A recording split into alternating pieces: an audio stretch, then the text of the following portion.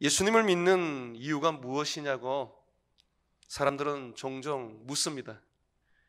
그럴 때 우리는 어렵게 살기 위한 것이다, 거룩하게 살기 위한 것이다, 살아계신 하나님 그분을 예배하며 섬기기 위한 것이다, 그런 이야기들을 합니다. 맞습니다. 우리가 예수님을 믿는 이유가 예배하고 섬기며 거룩하고 어렵게 살기 위한 것이죠. 그런데 우리가 좀 더 우리 자신을 솔직하게 살펴보면 예수님을 믿는 이유는 절박해서 그렇습니다. 내 삶에 많은 어려움과 힘겨움들, 내 힘으로는 도저히 풀 수 없는 그런 많은 일들이 생겨나기 때문에 예수님을 믿습니다.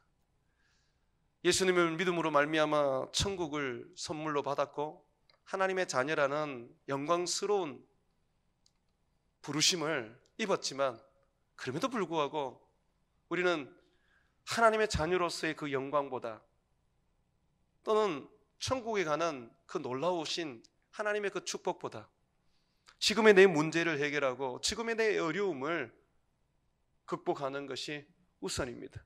그런 사람들이 예수 믿는 사람들이죠. 만약에 나는 그렇지 않다라고 한다면 그분은 참 대단한 믿음을 가지고 계십니다. 이 자리에 서 있는 목사인 저도 제 자신을 솔직하게 보면 나이가 들면 들수록 삶에 있어서 참 절박한 것이 참 많다는 것입니다. 그러다 보니 더욱더 예수님을 의지하게 되고 더욱더 예수님을 붙잡게 되고 더욱더 예수님을 부르게 됩니다. 그러다 보니까 거룩한 삶을 사는 것보다, 또는 하나님 앞에 영광스러운 예배를 드리는 것보다 우리에게 앞서는 것은 주의 도우심을 구하는 우리의 절박함이라고 할 수 있겠습니다. 오늘 성경에 보게 되면 아주 절박한 여인이 성경에 등장합니다.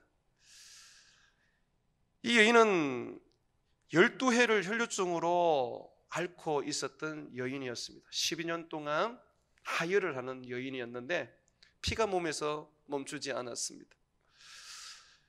불치병이었습니다. 마가복음 5장에 보면 이 여인에 대해서 좀 더 자세하게 말하는데 이렇게 증언해 주고 있습니다. 12년 동안 혈류병을 앓았던 이 여인은 많은 의사들에게 많은 괴로움을 받았다라고 되어 있습니다. 의사들을 많이 만나서 고침받기 위해서 여러 처방을 얻었지만 그건 자기에게 고통만 줄 뿐이지 낫지를 못했다는 것입니다. 그러면서 가지고 있던 모든 재산을 다 허비하게 되었습니다. 당시에 유대 율법에 의하면 몸에서 피가 나면 부정한 사람입니다. 결코 정상적인 사람과 같이 있을 수가 없습니다. 문둥병과 같이 분리를 시켜버립니다. 아마 이 여인은 계속해서 피가 나는 이 질병으로 인해서 남편이 있었는지 없었는지 모르겠는데 있었다면 그 당시의 율법에 의해서 이혼을 당했을 것입니다. 그나마 가지고 있는 재산도 질병 때문에 다 허비하였고 자식들도 가까이 올 수 없는 그런 처참한 인생을 살고 있었습니다. 의사를 찾아서 병을 고치려고 하면 도리어 더 병이 위중해졌습니다. 아무것도 할 수 없었던 이 여인에게 어느 날 예수님에 대한 소문이 들렸습니다. 예수님이 하나님의 아들로서 이스라엘 백성들이 기다리던 구원자 그리스도이시다.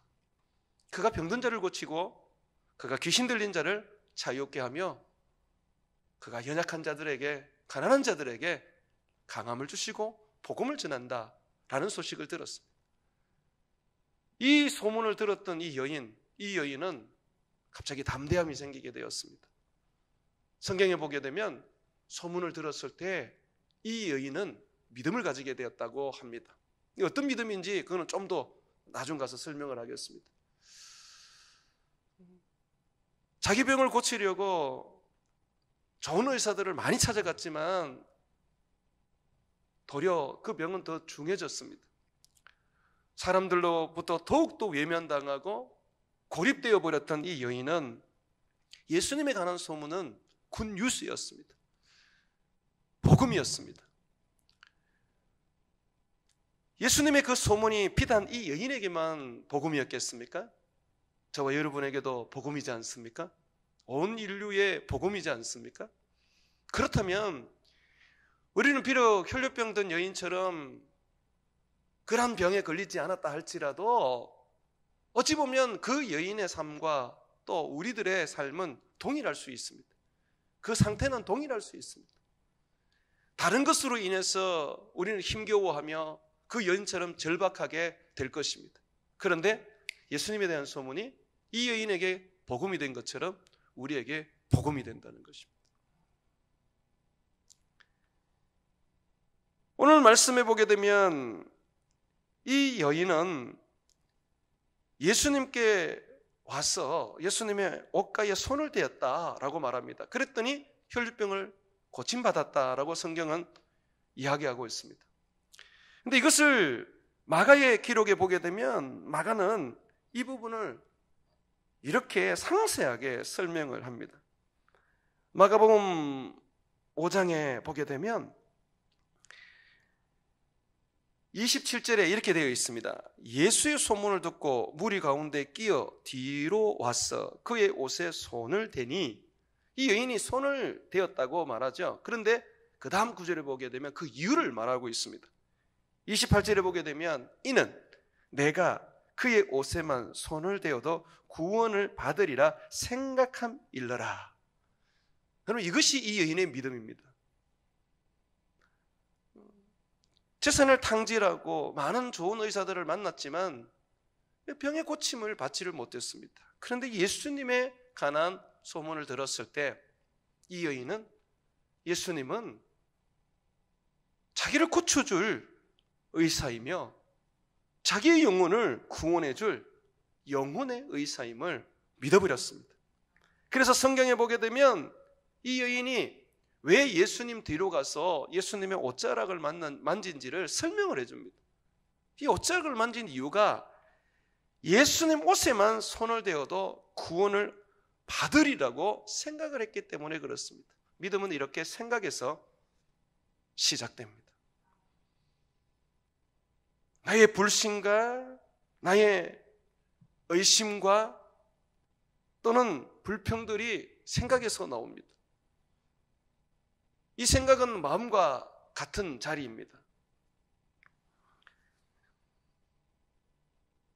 이 여인에게서는 예수님의 소문이, 예수님의 복음이 이 생각을 바꾸어 버리는 계기가 되었습니다. 많은 절망과 많은 실망과 그리고 12년 동안 병을 앓으면서 얼마나 고통스럽게 살며 불평을 했겠습니까? 그런데 예수님, 그분에 대한 소식을 듣고 그분에 대한 복음을 듣고 생각을 그냥 바꿔버렸어요. 실패했던 생각들, 절망했던 생각들, 자기만 왜 이렇게 억울한 일을 당하나 라고 여겼던 그 생각들 다 밀어내고 그냥 예수님의 생각으로 가득 채워버렸던 거죠. 예수님이 나를 고칠 수가 있어. 내가 예수님 옷자락만 만져도 나는 고침을 받을 수 있어. 왜냐하면 사람들이 말하는 예수님은 정말 우리의 구원자야. 그분은 천능하신 하나님이야. 이 혈류병 아무것도 아니야. 내가 예수님께 나아가기만 하면 예수님은 나를 고쳐줄 거야 라고 여겼던 것이죠. 여러분, 이것이 믿음입니다. 믿음이라는 것은 예수님을 어떻게 우리가 생각하느냐, 예수님을 어떻게 우리가 믿느냐 하는 부분이거든요. 여러분, 예수님 어떻게 생각하십니까? 어떻게 믿고 있습니까? 예수님께서 나를 위하여 십자가에 못 박혀 죽으신 분임을 믿습니까? 네, 그것이 여러분을 구원하였습니다. 자, 그렇다면 지금 여러분들이 가지고 있는 이 절박한 문제들 예수님이 능히 해결해 주실 줄 믿습니까? 이 여인은 그렇게 믿어버렸다는 거죠. 믿음이라는 것은 복잡하지 않습니다. 그냥 단순합니다. 순전한 어린아이들처럼 그저 예수님께서 나를 만져주시면, 예수님께서 내게 말씀하시면, 아니 이 여인처럼 그저 예수님을 어쩌라게도 스치기만 하면 나는 고침을 받을 수 있다, 이 문제 해결할 수 있다, 나는 새로운 인생을 살 수 있다 라고 믿어버리는 것이죠. 예수님을 믿으면서도 우리 안에 우리의 생각들이 예수님으로 가득 차지 않기 때문에 우리는 참다운 믿음을 가지지를 못합니다.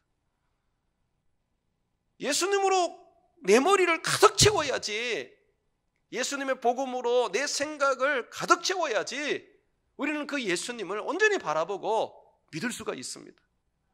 그런데 자꾸 다른 것이 들어와 있고 다른 것과 섞여져 있고 때로는 예수님을 내 생각에서 밀어내버리기도 하는 것이죠. 그러다 보니까 우리는 예수님을 믿어도 고쳐주실까? 예수님께서 이 문제 해결해 주실까? 2000년 전에 기적과 이적을 일으켰지만 지금은 이렇게 하실까?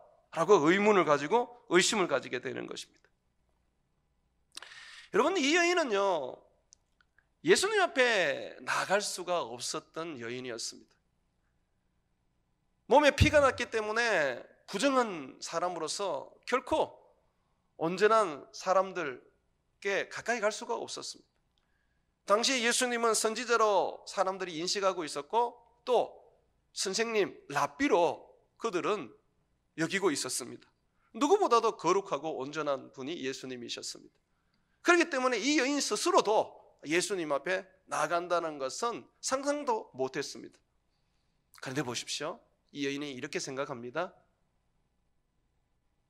예수님 모르게, 사람들도 모르게 그저 예수님 내가 옷자락만, 옷가에만 손을 대어도 나는 나을 거야 라고 믿었단 말입니다.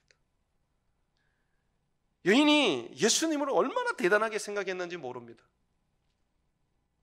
예수님의 손이 아니라 예수님이 걸치고 있는 이 겉옷에 옷자락만 만져도 자기를 고치고 자기를 구원하고도 남을 것이라고 믿었단 말입니다.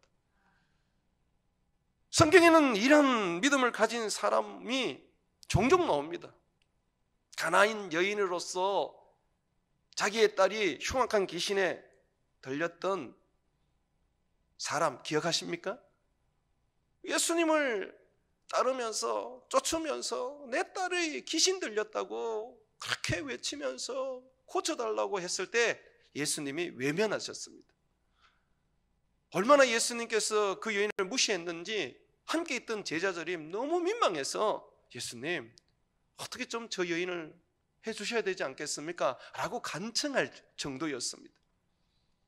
그때 예수님께서 자녀의 떡을 취하여 개들에게 던지는 것이 마땅하지 않다라고 하시면서 단호하게 그냥 거절하셨습니다. 그런데 이 여인이 뭐라 그랬습니까? 맞습니다. 그런데 개들도 주인의 밥상에서 떨어지는 부스러기 먹지 않습니까? 그 부스러기 주십시오. 그 부스러기 은혜를 구했습니다. 이 여인은 믿었죠. 부스러기만 먹어도 내 딸은 고침을 받는다. 우리는 구원을 얻을 수 있다. 주님이 그 여인을 보시면서 그 큰 믿음을 칭찬하시고 그 여인의 믿음대로 그 딸을 고쳐주셨습니다. 여러분, 우리 주님은 부스러기 은혜만 우리에게 주셔도 우리는 모든 것을 얻을 수 있고 할 수 있고 고침받을 수 있고 바꿀 수 있습니다. 주님의 옷자락에 손만 갖다 대어도 그 옷자락의 은혜가 나를 새롭게 하고 그리고 나에게 능력을 입혀줄 뿐만 아니라 세상 가운데 내가 능치 못할 것이 없는 인생이 되게 해 주신다는 것입니다. 그것이 우리 예수님의 능력입니다. 십자가에 못 박혀 죽으신 예수님, 그분이 꼭 우리에게 나타나셔서 그의 피 묻은 손으로 우리를 만져주시고 또 얼굴을 대면하면서 우리의 이야기를 듣고 우리에게 말씀해 주시면서 그가 힘을 다하여서 또는 뭔가 능력을 다하여서 우리에게 뭔가를 해줘야지만이 내 문제가 해결되고 또는 내가 가지고 있는 이 절박함이 해결되는 게 아닙니다. 이 여인은 다른 사람들과 다르게 병 고침을 받거나 귀신에게서 자유를 얻거나 또는 주님 앞에 축복을 받았던 어린아이들과 다르게 예수님 앞에 나가지 않았습니다. 전혀 예수님과 1:1 관계를 가지지 않았습니다. 사람들이 있어도 그 앞에서 예수님께 뭔가를 요구하지 않았습니다. 사람도 모르고 예수님도 모르게 그저 예수님의 뒤로 가서 무리에 밀려서 걸어가시는 예수님 그 뒤에 가서 예수님을 옷자락을 만졌던 것입니다. 그런데 예수님의 옷자락을 만지자마자 혈류병이 깨끗하게 나음을 받았습니다. 전혀 예수님께서 병을 고쳐주시거나 또는 귀신을 내어 쫓으거나 또는 어떤 이적을 행하신 게 아닙니다. 그냥 이 여인이 주의 옷자락을 믿음으로 만졌던 것이죠.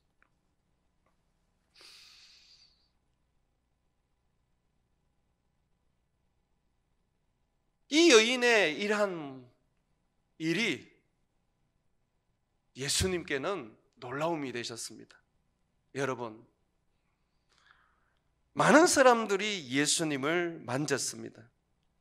예수님께서 자기를 만진 사람이 있다는 걸 알고 누가 나를 만졌느냐라고 제자들에게 사람들에게 물어봅니다. 45절 한번 보십시오. 예수께서 이르시되 내게 손을 댄 자가 누구냐 하시니 다 아니라 할 때에 사람들이 아니라 그래요. 제자들도 아니라 그러고죠. 그런데 그때에 베드로가 이렇게 말합니다. 베드로가 이르되 주여 무리가 밀려들어 미나이다. 지금 사람들이 가득 예수님을 지금 따르면서 애워사면서 이 사람 저 사람이 막 밀면서 그렇게 가고 있습니다. 그러니 누가 밀었다고 말할 수가 없습니다. 누군지 우리가 찾을 수가 없습니다 라고 말했습니다. 그런데 예수님 뭐라 그러냐면 많은 사람이 나를 만졌지만 그런데 내게 있는 능력이 한 사람에게 임했다. 내가 말하는 것은 그 사람이다. 많은 사람들이 예수님을 따랐고 또 예수님을 만졌습니다. 그런데 이 사람들에게는 어떠한 은혜도 능력도 주어지지 않았습니다. 아무도 모르게 그냥 믿음을 가지고 예수님의 옷자락만 만져도 낫겠다라고 여겼던 이 큰 믿음을 가진 여인이 예수님을 만졌을 때 능력이 나갔다는 것이죠. 여러분, 여기에서 우리가 하나 배울 것이 있습니다. 주님은 믿음으로써 자기를 섬기고 따르는 자, 또 자기를 만지는 자를 하십니다. 수많은 사람들이 예수님을 따라다닌다고 해서 구원을 얻는 게 아닙니다. 오직 믿음이 있는 사람이 구원을 얻습니다. 믿음이 없이는 하나님을 기쁘시게 할 수 없습니다. 믿음이 있어야지만이 하나님을 기쁘시게 할 수 있고 하나님의 능력을 얻을 수 있고 하나님의 축복 또한 가질 수가 있습니다. 믿음은 하나님의 은혜와 축복을 받는 통로입니다. 이 통로가 없이는 하늘에 보화가 가득 쌓여 있어도 하나님의 은혜와 능력이 우리 앞에 가득 있어도 내 것이 될 수가 없습니다. 주님의 구원이, 주님의 은혜가, 주님의 축복이 내 것이 되려면 믿음이 있어야 합니다. 지금 이 혈류병 들었던 여인, 고침을 받았던 여인은 믿음으로써 주님의 능력을 가지고 갔습니다. 여러분, 주님을 믿는다고 해서 고침받는 게 아니고 주님의 능력이 임해야 고침을 받는 거예요. 지금 내가 예수님을 믿습니다가 아닙니다. 우리가 예수님을 믿는다면 믿는 우리에게 예수님의 능력이 나타나야 되고 예수님의 은혜가 임해야 되고 예수님의 축복이 부어져야 합니다. 그래야지 지금의 절박함을 해결할 수가 있는 거예요.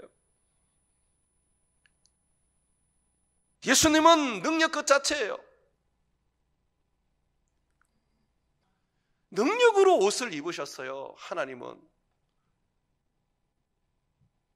예수님께서 평범한 일반 사람과 같은 옷을 입었지만 그러나 여인의 눈에는 평범하지 않았습니다. 하나님이었기 때문에 예수님의 입고 있는 그 옷은 능력이었습니다. 그래서 이 여인은 이 능력, 이 옷자락만 만져도 자기에게 능력이 임한다는 것을 잡고 믿었던 것이죠. 우리 주님은 능력의 옷을 입고 우리 가운데 임하십니다. 스치기만 해도 우리가 믿음만 있다면 우리에게 능력이 임하는 거죠.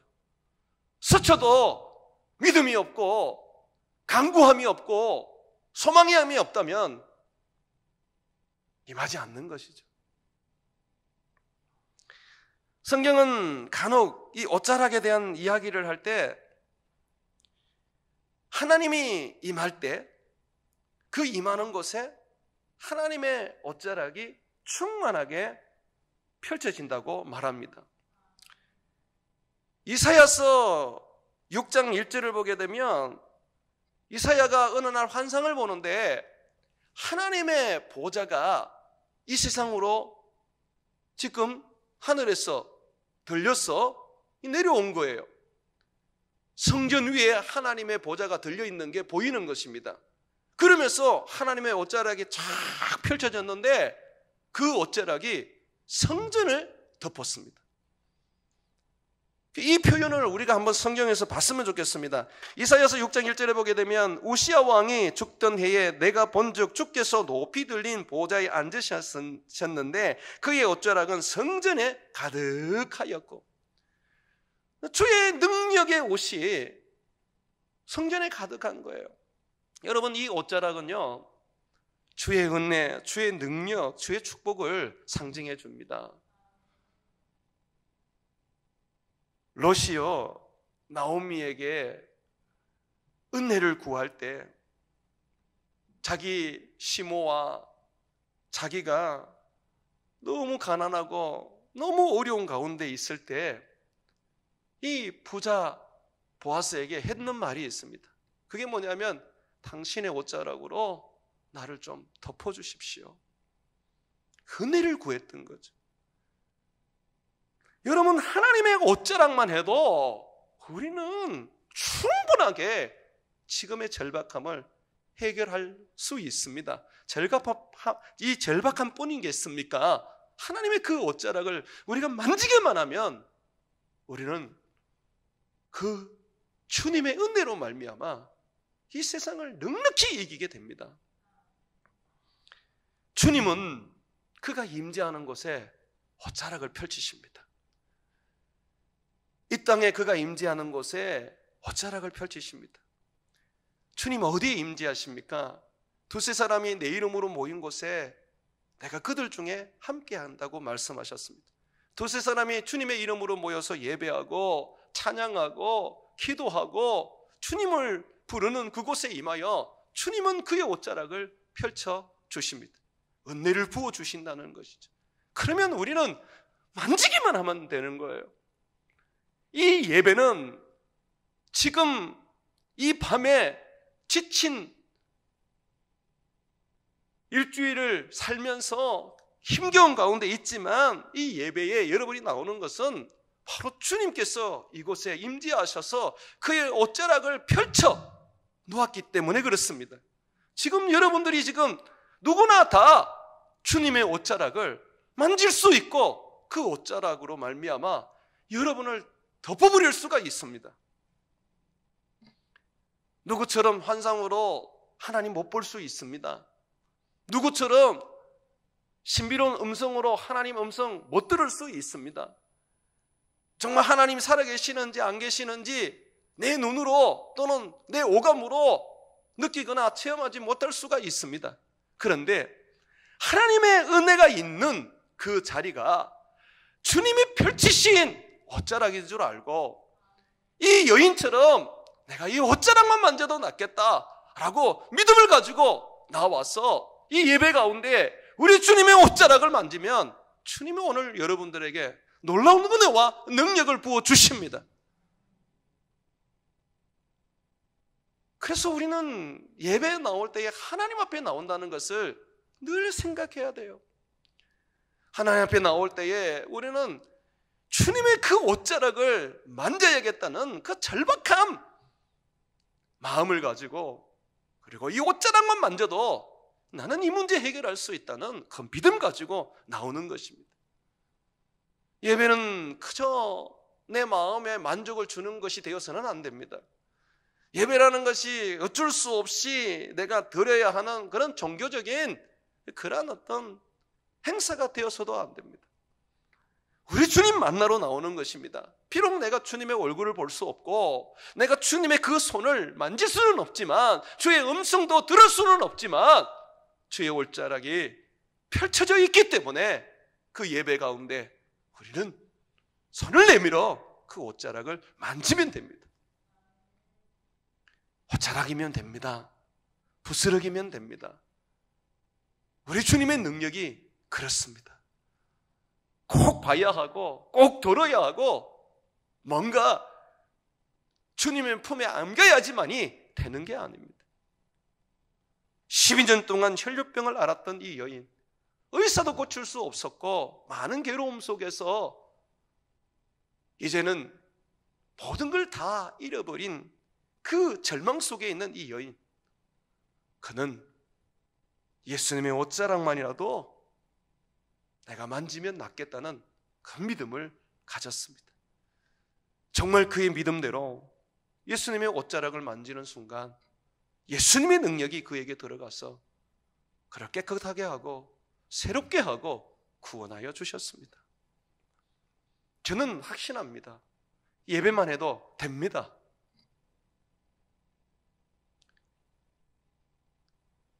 예배는 안 되면서 자꾸 어떤 은사 있는 사람들 쫓아다니고 자꾸 이 한수만을 바라보게 되면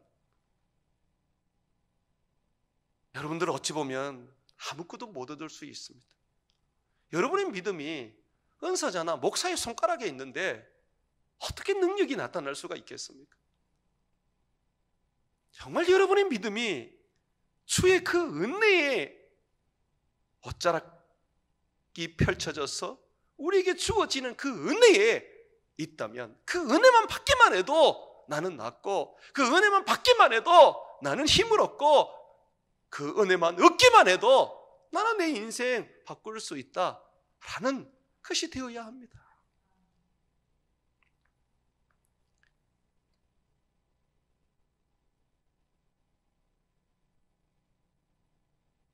주님은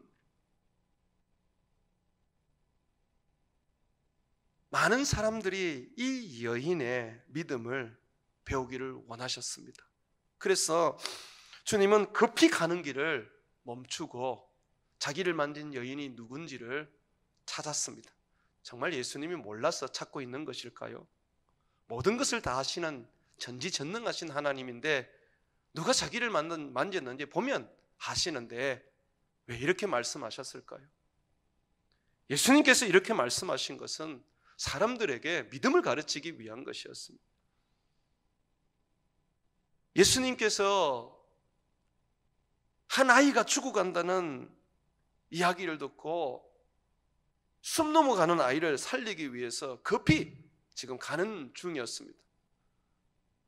그냥 1초도 아까운 그런 상황이었습니다. 그런데 예수님께서 가던 길을 멈추고 자기를 만진 여인을 찾고 계십니다. 아이를 살리겠다고 예수님을 모시고 가는 아버지는 너무너무 막 목이 타지 않았겠습니까?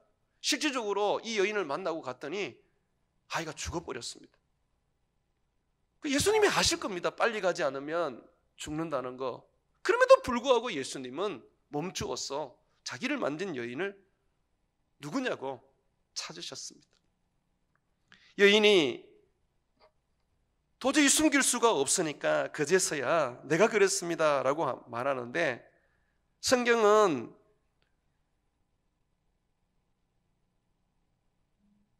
이렇게 말해주고 있습니다. 47절에 한번 보십시오.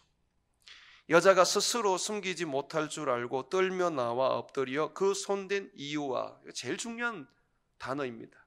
손댄 이유. 곧 나은 것을 모든 사람에게 말하니. 예수님은 이 여인을 통해서 예수님이 누군지, 예수님을 믿음으로써 어떤 이 여인이 축복을 받았는지, 어쩌락 은혜가 얼마나 크고 놀라운지 그 앞에서 간증 아닌 간증을 하게 만들었습니다. 마가복음에도 보면 이 여인이 예수님의 옷자락만 만져도 낫겠다는 그 믿음을 지금 설명하는 겁니다. 이 일이 있고 난 다음에 성경을 보게 되면 사람들이 예수님께 나와서, 너무 많은 사람들이 있으니까 예수님이 일일이 다 고쳐줘도 다 못 고쳐줄 때가 있는 거예요. 너무 많으니까. 그럴 때에 사람들이 이 여인을 따라서 말합니다. 예수님, 옷자락이라도 만지게 해주십시오. 그래서 사람들이 예수님의 옷자락을 만지는데, 성경에는 이렇게 기록되어 있습니다. 옷자락을 만지는 사람들마다 다 나음을 얻었더라. 옷자락 신앙을 이 여인이 처음으로 보여주었던 것이죠. 예수님은 오늘 우리에게도 동일하게 말합니다. 너희가 성전 가운데 임재하시는 그 하나님, 그의 옷자락을 펼치시는 그 하나님 믿고 그의 은혜의 옷자락을 나는 만지면 낫겠다. 나는 이 은혜의 옷자락, 나는 스치기만 해도 내 인생 바뀔 수 있겠다. 내가 이 은혜만 받아도 내가 우리 주님, 내 인생을 완전히 송두리째 개혁해 놓으신다 라고 믿기만 하면 그렇게 된다는 것입니다. 사랑하는 여러분, 주님은 오늘도 예배를 통해서, 기도를 통해서 옷자락을 펼치십니다.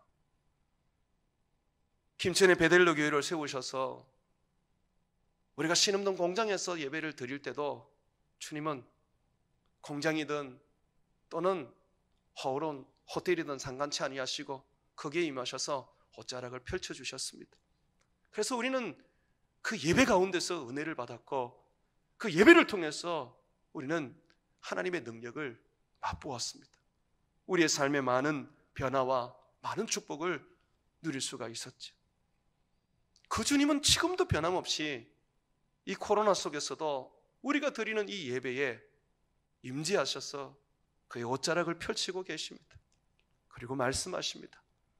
나를 보지 못해도, 나를 만지지 못해도, 내가 너를 향하여 얼굴을 돌리지 못한다 할지라도 너는 내가 펼쳐놓은 이 옷자락, 이 은혜의 옷자락을, 예배 가운데 너희들을 위하여 펼쳐놓은 이 은혜의 옷자락을 만져라.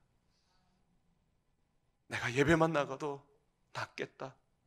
내가 예배 중에 하나님의 은혜만 입어도 나는 이길 수 있다. 내 인생 바꿀 수 있다. 내가 오늘 이 밤에 예배에 나가서 내가 주님 만나야 되겠다. 내가 주님의 그 옷자락을 내가 스쳐야 되겠다 라고 해라. 그러면 그 믿음대로 될 것이라고 우리에게 오늘 교훈해 주고 있습니다. 사랑하는 여러분,